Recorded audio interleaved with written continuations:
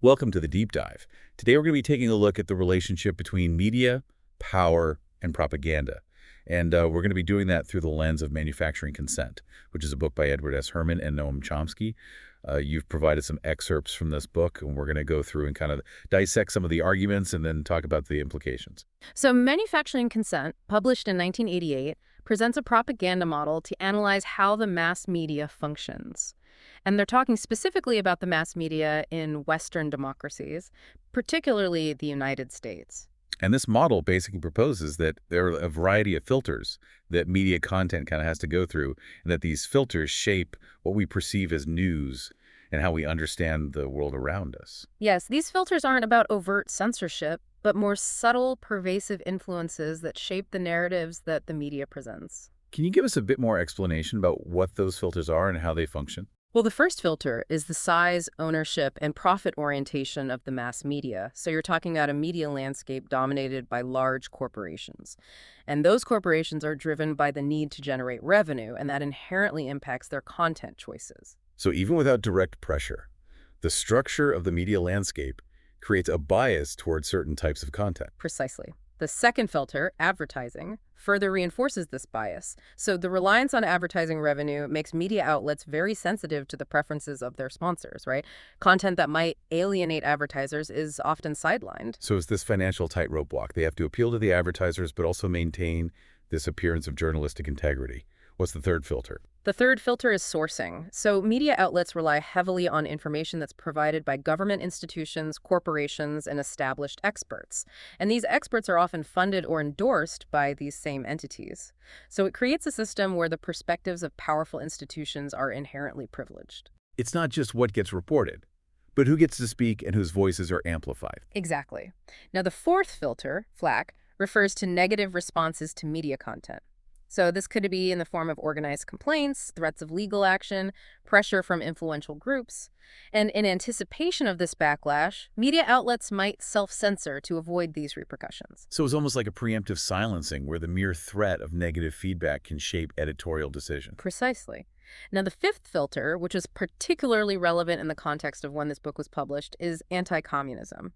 So during the Cold War, this filter acted as a powerful control mechanism, framing any criticism of the U.S. government or its allies as potentially aiding the enemy.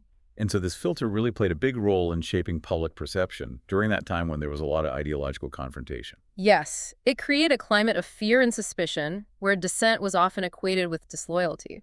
So these five filters working in concert create a system where even seemingly free media often ends up echoing the interests of those in power. Kind of a sobering thought, isn't it? That the very information we rely on to understand the world can be shaped by these forces that are operating kind of beneath the surface. It is. And it underscores the need for us to develop critical media literacy. We need to be aware of these filters, understand how they operate, and develop strategies for discerning fact from spin. Now, one of the most striking examples that Herman and Chomsky used to illustrate their model is this concept of worthy and unworthy victims. Can you talk a little bit more about that?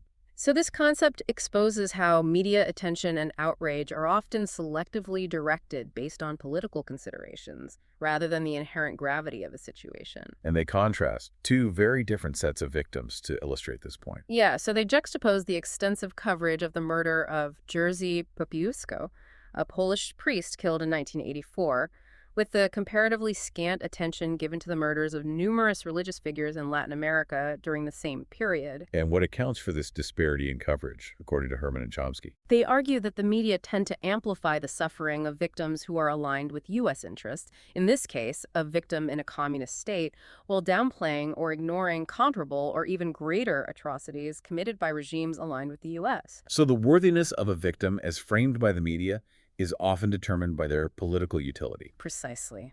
The case of Jerzy Popiełuszko provided a convenient narrative for bolstering anti-communist sentiment during the Cold War.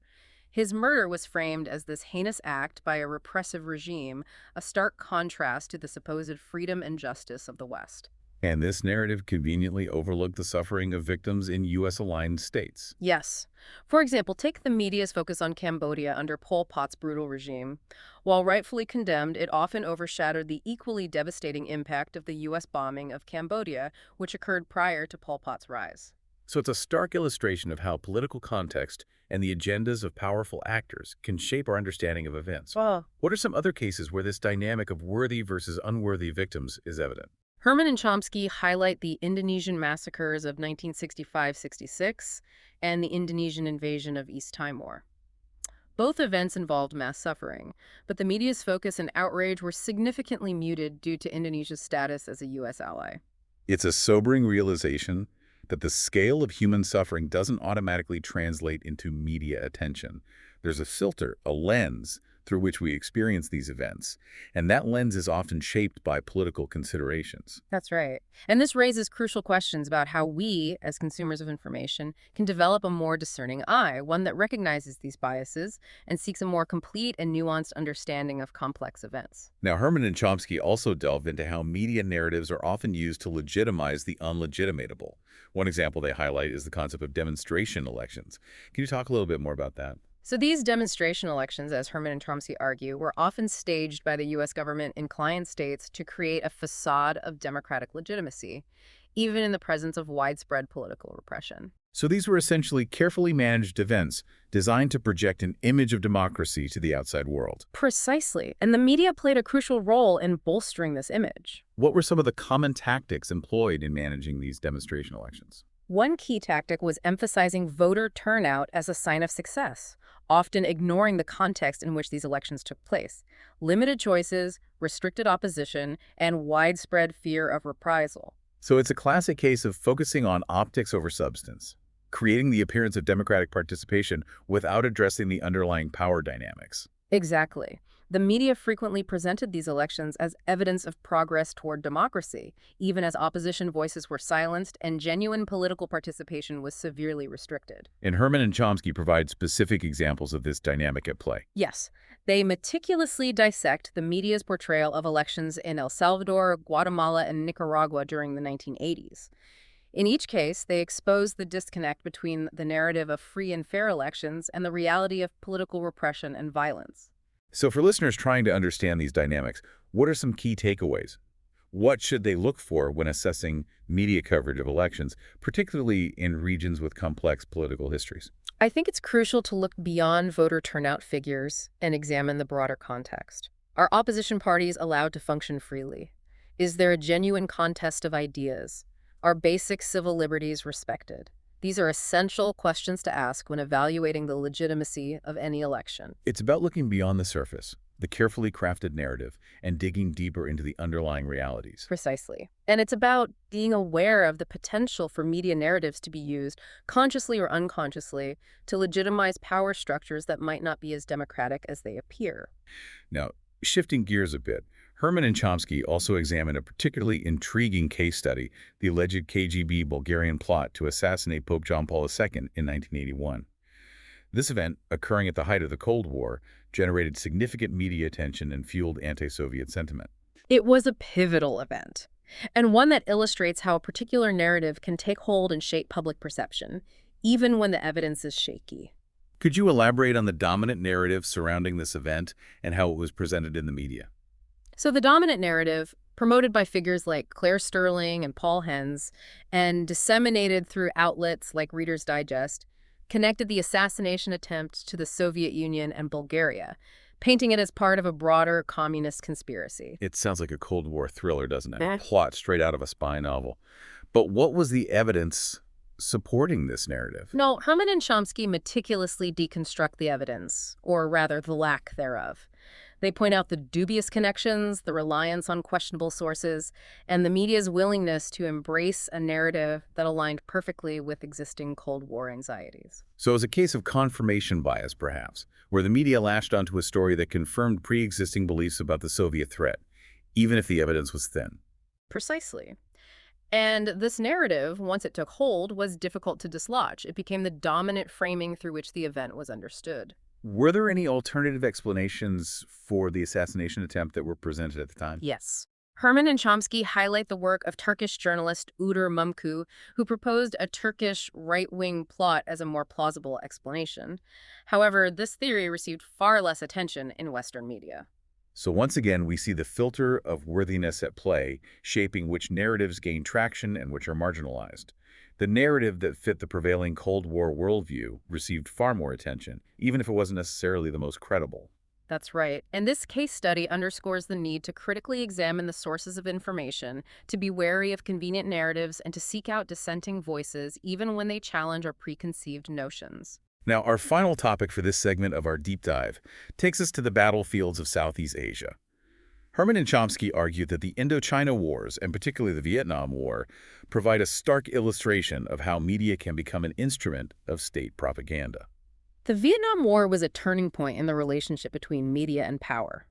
It exposed the potential for media narratives to be used to shape public opinion, justify military intervention, and obscure the true costs of war. One of the key arguments Herman and Chomsky make is that the U.S. government actively sought to prevent a political settlement in Vietnam, Laos, and Cambodia, despite widespread local support for such a solution. And this fact was largely ignored by the mainstream media. Precisely. The dominant narrative, as presented in the media, framed the conflict in simplistic terms: a communist North Vietnam aggressing against a democratic South Vietnam. This framing obscured the complexities of the situation, including the widespread indigenous resistance to U.S. involvement in South Vietnam. It's a classic case of portraying a conflict in black and white terms, good versus evil, us versus them. Exactly. And this framing served to dehumanize the enemy, making it easier to justify the escalating violence and the horrific toll on civilian populations. The scale of destruction inflicted by the U.S., particularly the bombing campaigns, was also often downplayed or justified in the media. Yes, the media frequently presented these campaigns as necessary evils in the fight against communism, minimizing the devastating impact on civilian lives and infrastructure. It's a chilling example of how language can be used to sanitize violence and make the unacceptable seem palatable. Indeed. And it highlights the crucial role of critical media literacy in dissecting these narratives, recognizing their manipulative intent, and seeking alternative sources of information that provide a more complete and nuanced understanding of complex events. In the next segment of our deep dive, we'll delve further into Herman and Chomsky's analysis of the Indochina Wars, examining specific examples of how media coverage shaped public perception, and exploring the broader implications of their arguments for understanding the relationship between media, power, and propaganda. So the Indochina Wars provide a really compelling case study for examining how media narratives can be shaped to align with the interests of powerful actors, and how that often obscures the complexities of conflict and the dehumanization of those who are deemed enemies. And Herman and Chomsky delve into some specific instances where media coverage, especially the Vietnam War, fell short of providing an objective and comprehensive account of what was going on. They analyze events like the My Lai massacre and the Tet Offensive to demonstrate how the media framing often served to mitigate potential damage to the U.S. government's image and reinforce its preferred narrative, even when the facts on the ground challenge those narratives. So let's unpack these examples a little further. The My Lai massacre, where U.S. soldiers killed hundreds of unarmed Vietnamese civilians, stands as a horrific turning point in public opinion about the war. How did media coverage initially handle this event? Well, the massacre, which occurred in 1968, was largely suppressed by the U.S. government and media for over a year. And when details did emerge, they were often downplayed or framed in a way that minimized the scale of the atrocity and deflected responsibility from the U.S. military. So the initial media response was basically one of silence, and then when the story could no longer be ignored, an attempt to kind of control the narrative. Precisely. The media, whether consciously or unconsciously, acted as a filter, shaping the information that reached the public and influencing how the event was understood. And how about the Tet Offensive? This was a major military campaign launched by North Vietnamese and Viet Cong forces, also in 1968. It's often seen as a turning point in the war, but not necessarily in the way the U.S. government initially portrayed it. Yes. The Tet Offensive, while a military defeat for the North Vietnamese and Viet Cong forces, proved to be a psychological victory. It exposed the credibility gap between the Johnson administration's optimistic pronouncements about the war's progress and the reality on the ground. So how did the media handle this? Did they acknowledge this credibility gap? Initially, much of the media coverage echoed the U.S. government's line, portraying the offensive as a desperate last gasp by a defeated enemy.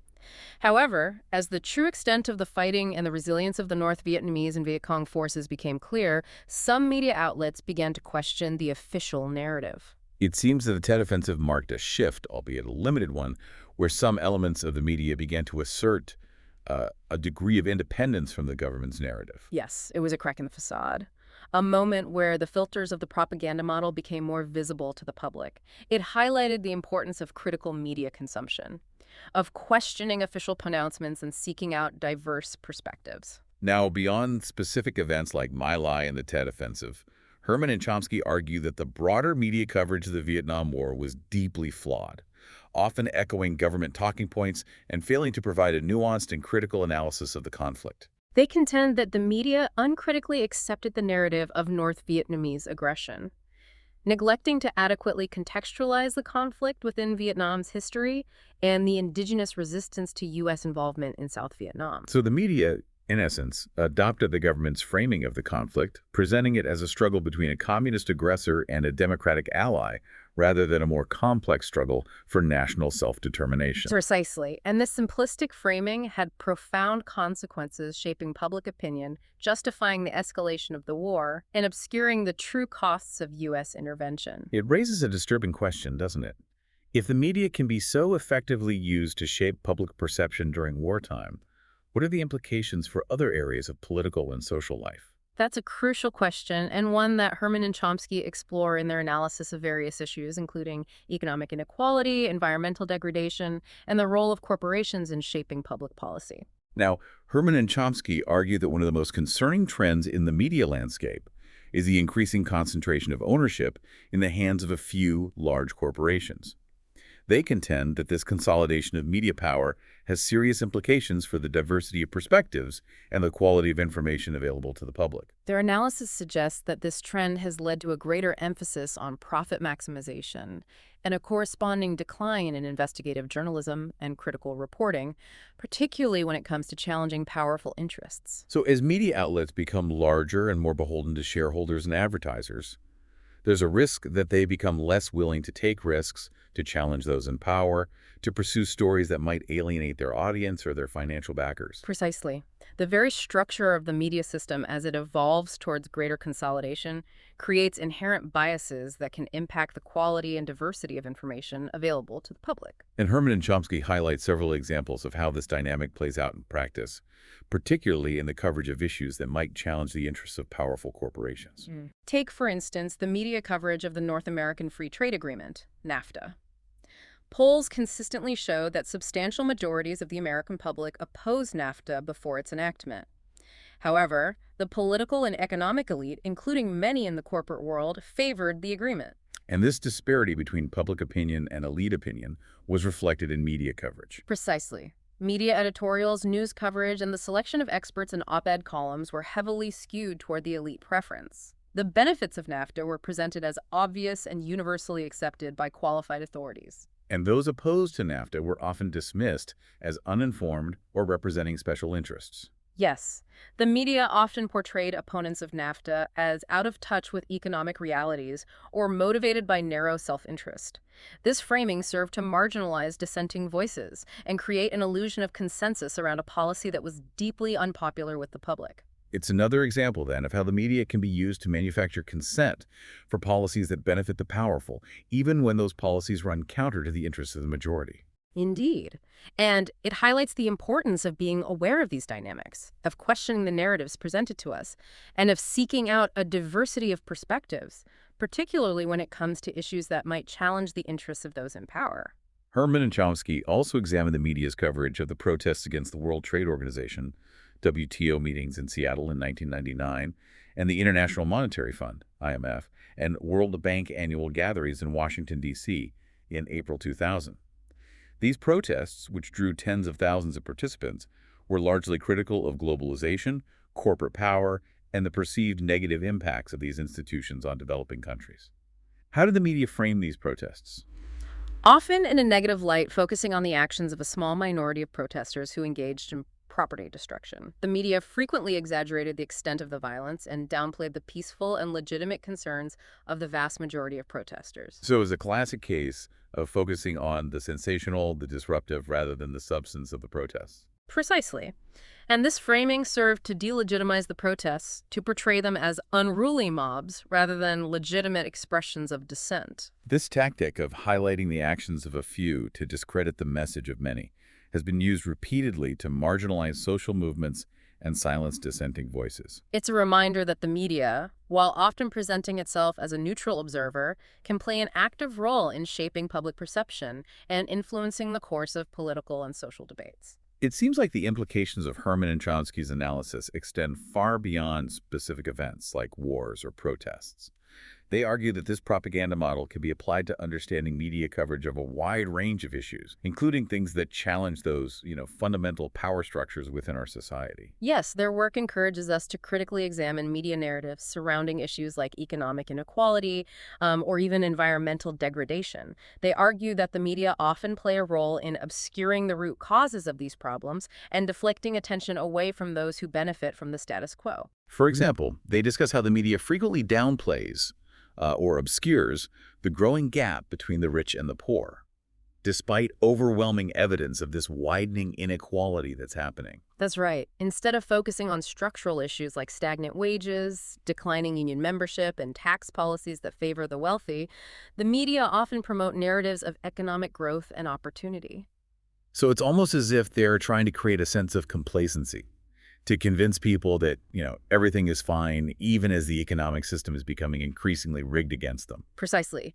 This framing serves to individualize the problem, shifting the blame from the system to the individuals who are struggling within it. So instead of addressing the root causes of inequality, the media often presents it as kind of an unfortunate but inevitable consequence of a dynamic economy, or even as a sign of, individual success or failure. Exactly. And this framing serves to deflect attention from the need for systemic change and to maintain the existing power structures. Herman and Chomsky also critique the media's coverage of environmental issues, particularly the debate over climate change. Yeah, they argue that the media often gave undue weight to climate change deniers and industry-funded experts who downplayed the scientific consensus on the issue.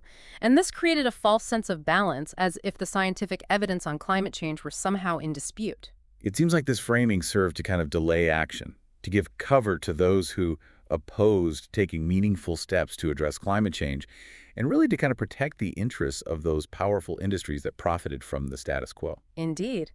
And it highlights the potential for the media, whether intentionally or unintentionally, to be used to manipulate public opinion and serve the interests of the powerful and undermine efforts to address these very critical challenges facing society. So what can listeners do to navigate this complex media landscape, to avoid being manipulated by propaganda, and to develop a more informed and critical understanding of the world around us? First and foremost, cultivate a healthy skepticism towards media narratives. Recognize that the media are not neutral observers, but institutions with their own interests, agendas, and limitations. It's about being aware of the filters, the biases that shape the information we consume. Precisely. And it's about diversifying our sources of information. Don't rely on a single news outlet or perspective. Seek out independent journalism, alternative media, and international news sources. Read books, academic journals, and in-depth reports that provide a broader context for understanding complex issues. So it's about becoming active participants in the construction of knowledge rather than just passive consumers of these prepackaged narratives. Exactly. And it's about recognizing that we all have a responsibility to hold those in power accountable for their actions, to challenge injustice, and to fight for a more equitable and sustainable future. Well, thank you for joining us for this deep dive into manufacturing consent. It's a book that I think offers a really powerful framework for understanding the dynamics of media and power. And it reminds us that we must always be vigilant in questioning the narratives that are presented to us, that we need to be seeking out those diverse perspectives, and that we need to be engaging in critical thinking about the information that shapes our understanding of the world.